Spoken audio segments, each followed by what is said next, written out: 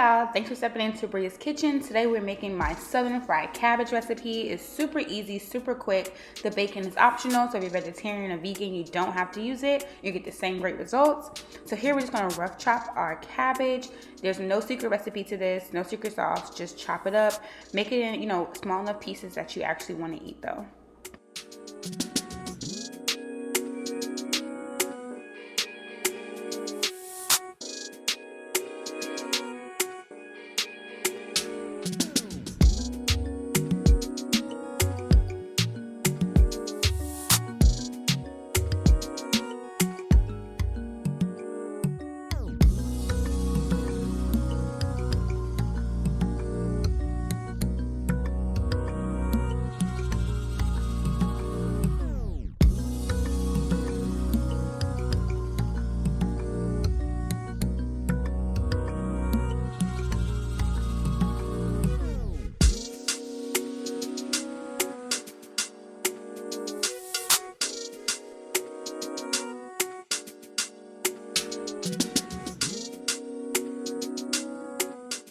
Alright, so now that our cabbage is all cut, you can see how big and small my pieces are. They vary in size. You want to just take 2 hands. I'm holding a camera here, so make sure you take 2 hands, break up all your pieces, run some water through, make sure there's no dirt in your food because I'm sure you don't want to eat that.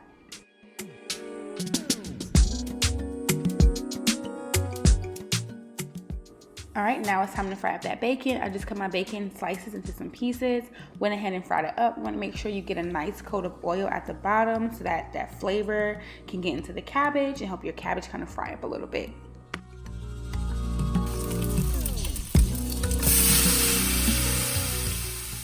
Alright, so now I'm just going to throw in my chopped cabbage. Don't need to add any extra oil, any extra water, nothing. The cabbage has a lot of water itself, so it creates its own juices, and I'll show you that later on in the video. Seasoned salt, black pepper, and onion powder. So I like to layer my seasonings. I'll add my seasoned salt, my black pepper, my onion powder, and then I'll add the rest of the cabbage on top.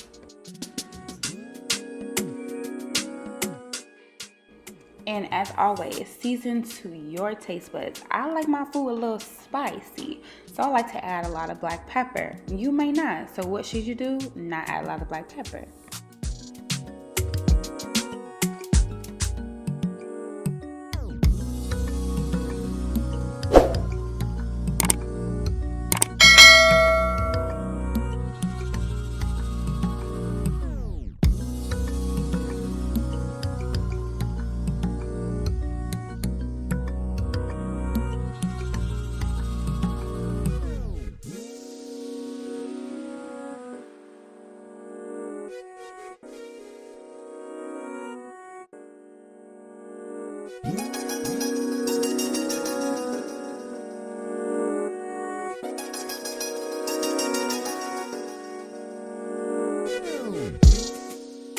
I'm gonna let this cook for about 5 minutes. As you can see, it reduced, and now I'm gonna add in the extra cabbage that didn't fit the first time.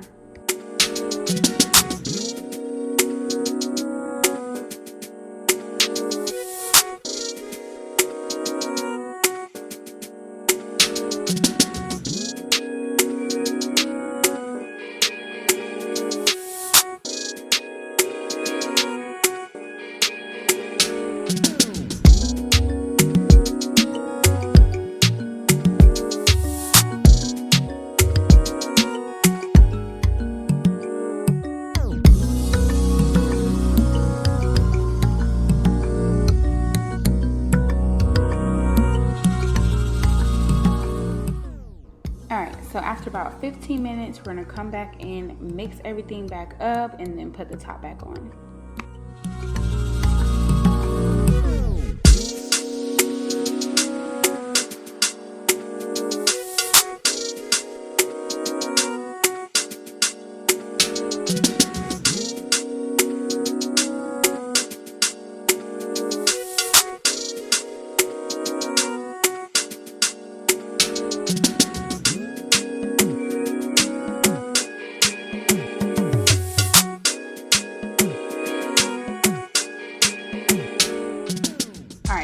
as you can see, the cabbage itself holds a lot of water. It will make its own juices. There's no need to add any additional water. But if you want to add some extra flavor, you can add some chicken broth, if you really do want more juice. But I promise you don't need it.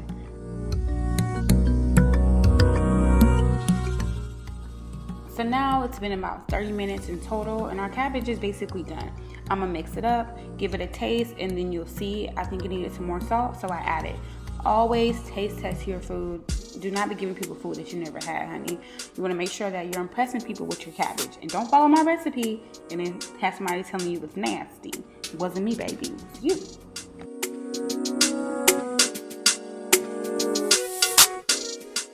So I like my cabbage basically very, very tender, and maybe a few pieces might have a little crunch to it. So that's why 30 minutes comes in for me. If you like more of a crunchier cabbage, maybe you want to do 20-25 minutes. And if you like everything to be super soft, maybe 35 minutes. But I have very few crunch pieces left.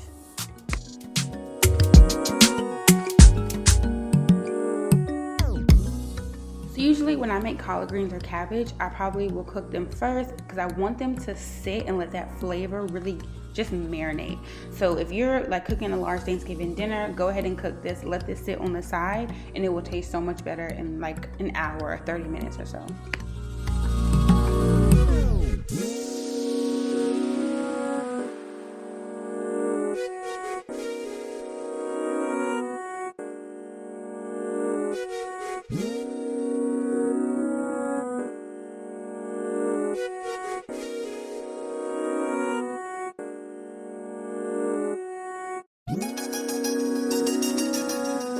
And not done yet, just one more secret ingredient, vinegar. As always, do not add too much of this, but a nice strong splash adds so much flavor. I promise, if you do like a before and after, you'll be like, wow. See how much I did? A small splash.